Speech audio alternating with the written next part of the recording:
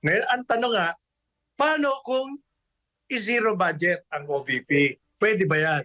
Ang sagot ko dyan, dahil sila may kapangyarihan, may karapatan, pwede. Pero hindi pa tayo tapos yan. Pwede. Pero tandaan nyo, ang Korte Suprema ay binigyan ng kapangyarihan ng saligang batas. Dati hindi. Ngayon, meron sila sa 1987 Constitution na anumang pang-aabuso ng isang sangay ng gobyerno, ng isang departamento, ng isang public official sa kanyang trabaho ay maaaring baliktarin ng Korte Suprema pag ito'y labag na sa saligang batas. Kaya kung ang gagawin po nila, tatanggalan na nila ng budget ang OVP, that is grave abuse of discretion. Kasi may discretion sila na mag-approve o disapprove. Pero kailangan reasonable. Dahil lang hindi pumunta at hindi sumagot, ay hindi yung grave, hindi yung abuso naman sa party ni Inday Sara yun.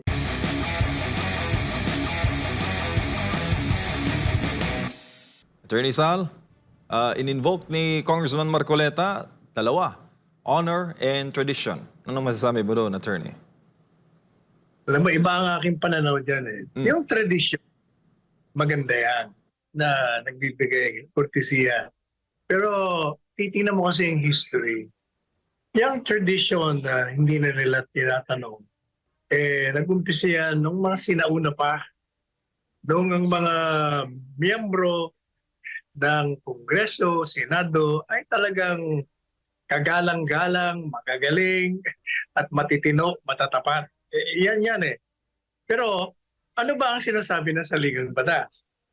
Sinasabi ng saligang batas na ang Kamara de Representante ang may karapatan, kapangyarihan na aprubahan ang isang budget ng isang departamento.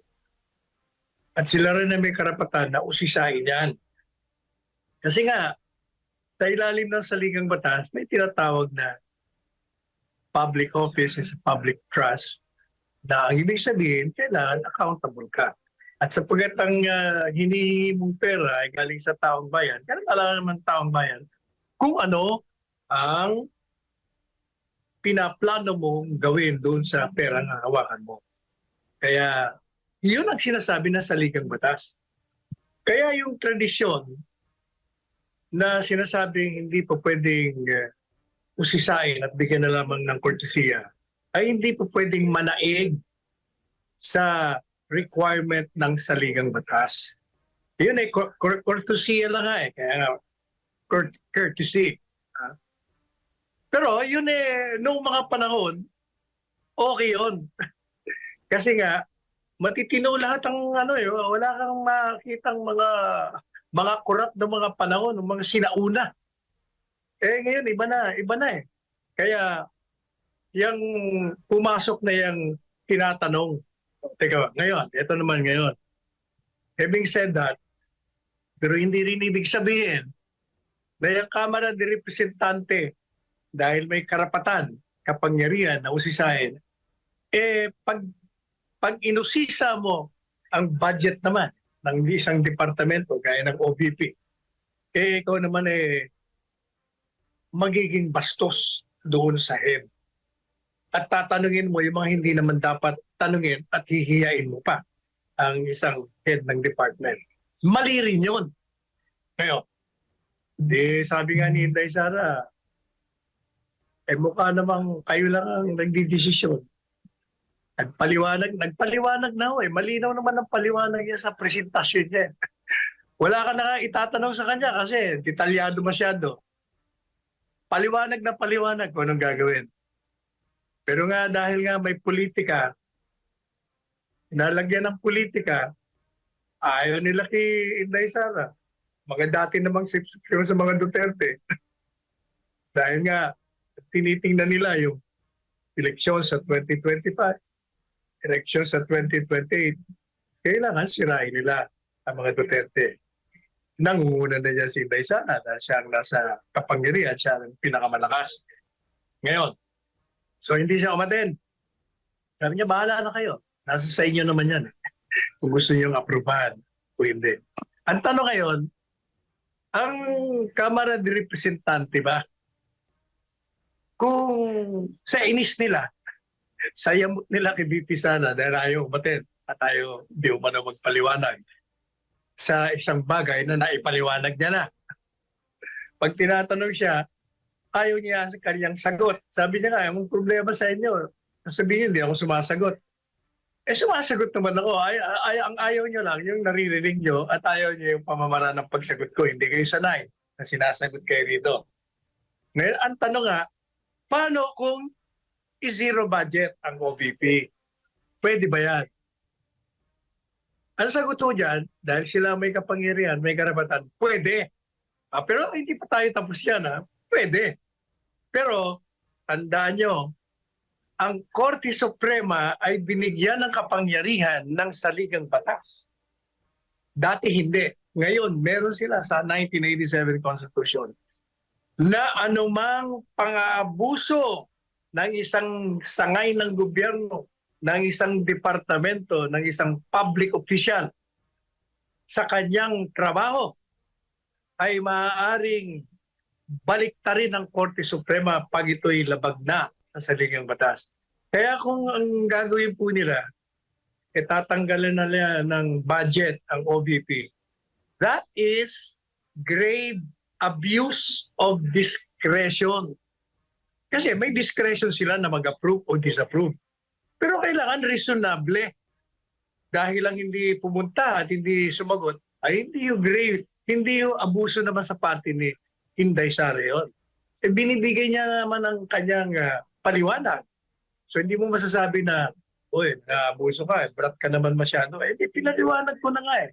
Problema sa inyo, tinatanong niyo ako sa isang paksain na diskusyon niyo na rito, nagdesisyon na nga kayo na wala na akong confidential pass, inuusisa niyo pa. Pangalawa, yan naman ginagamit yung notice of disallowance, hindi pa pinal yan, kaya hindi dapat pinag-uusapan pa yan. Pangatlo, merong nakabinbin sa Korte Suprema sa question ng legalidad ng confidential funds. Kaya dapat talaga hindi natin pag-usapan. Ngayon, gagawin nyo, tatanggalin nyo ako ng budget. Yan ay abuso ng inyong kapangyarihan. Abuso ng inyong karapatan. So that is a grave abuse of discretion amounting to excess or lack of jurisdiction. Kaya pwedeng pumunta si Inday Sara sa Korte Suprema para sirain yung kanilang desisyon kung mangyari man yan. Yan ang aking posisyon dyan. Tradition is good, but it cannot prevail over a constitutional directive. Courtesy lang nga yan. But it doesn't mean also that you are functioning and obeying to the constitutional command to do your job, to scrutinize the budget, to abuse your authority. Hindi rin pa pwede yan. Kaya, Korte Suprema papasok yan. Yan ang aking posisyon. Attorney Sa, binanggit po ninyo yung katagang constitutional command. Pasok din po ba dyan yung issue ng disenfranchisement? Kasi kung pagsasama-samahin mo yung mga kongresista na miyembro ng APRO, hindi po yata sila hihigit yung boto na nakuha ni Inday Sara, ni VP, 32 million po. The largest in Philippine history. MJ, hindi pinag-uusapan dyan yung boto. Ang pinag-uusapan dyan palagi, ano bang sinasabi ng saligang batas? When the Constitution says that it has the right to scrutinize the budget, it says so and it should follow yung Kongreso, regardless kung ano pang botong tinanggap ng sino man dyan. But you have the authority, but you cannot abuse that authority. Kaya nga, noong 1987 Constitution, dati-dati hindi pwedeng pakialaman ng Supreme Court yan kasi that's a political question that only the sovereign people can decide. But binago yan, hindi. Ang Korte Suprema ngayon, pag ikaw ng abuso, lahat ng public official, lahat ng departamento, lahat ng ahensya, papasok kami dyan. Papakialamin namin yan sapagkat nilalabag mo ang saligang batas, sapagkat nobody is above the Constitution. Hindi pinag-uusapan dyan yung number of votes. Tsaka maganda rin yung punto, Attorney Sal, ni Congressman Marcoleta nung tinanong siya ni Congressman Pabuano na magbabago raw sana yung boto ni Paduano, which is isang boto lang. Kung nandun present si VP Inday, sabi naman ni Marcoleta, have you seen the President personally defending his budget? Mga ganong usapan ba, Attorney Sal? Anong masasabi mo? Sa akin petty yung mga usapan na gano'n eh. Alam mo, yung sinasabi nung yung congressman na yan, na magpapalit boto ko nandiyan, hindi niya naiintindihan ko ng courtesy. Ang courtesy binibigay hindi sa tao, kung hindi sa opisina, nandun ka kiwala, kung gusto mo magbigay ng courtesy sa Office of the President. Kasi ang pinag-uusapan, hindi naman si Inday Sara eh. Ang pinag-uusapan ay budget ng departamento, hindi si Inday Sara. So, regardless of whether she's there or not, if you want to give courtesy to the office, you will give it kahit na wala siya doon. Kaya mali yung mga, sa akin, pambatang mga diskusyon doon. Gano'ng kabigat, Attorney Sal, yung pag-name drop ni VP Inday kay Speaker Martin at kay Congressman Zaldico? Sabi kasi ni Congressman Ko, pambubudo lang daw yung statement ni VP Inday. Marami daw sila mga mababatas na member ng komite at mga senador din na kasama sa pagpasa ng budget. Sinabi niya rin na diversionary tactic ng yung mga revelasyon ng Vice Presidente. Anong masasabi mo doon, sir? Yan lahat ng mga salita na dyan, political lahat yan. Kasi nung kakampi pa nila si Inday Sara, may courtesy sila. Di ba sinabi ko na yun dito sa programa natin? Yung courtesy applies only pag kakampi ka ng administrasyon. Pag wala, wala na yan, courtesy yan. Labanan na yan. Naghahalo ng balat si tinalupan yan. Yan ang realidad. Tsaka, di ba, Attorney, magkasama sa eleksyon, di ba? Nagkasamang mga kampanya, unity team, tapos all the way long, ganito ang kinahinatnan. Mukhang nalilihis yata sa tunay na issues ang bayan, Attorney. At napupunta lamang doon sa politika sa halip na tugunan yung mga pangunahing pangangailangan ng taong bayan by way of legislation. Number one, yung coalition na yan, politik. Talagang pag nagkaroon ng halalan, talaga ang mga puwersa, iba't ibang grupo, nag-a-alliance yan. Dahil may mga kalaban sila, gusto nila magkampihan para sila manalo. O kaya, hindi talaga nagtatagal yan. O tingnan mo yung kasaysayan, di ba? Hindi nagtatagal yan. Ang mga miyembro ng partido, naglilipatan, depende sa panahon. Pag nasa kapangyarihan, lipat dito. Pag wala na, lipat na naman doon. Wala yan. Kalokohan lang yung alliances na yan. Ngayon, hindi ba, lahat ng mga partido ngayon, nagbumuo sila ng grupo-grupo nila.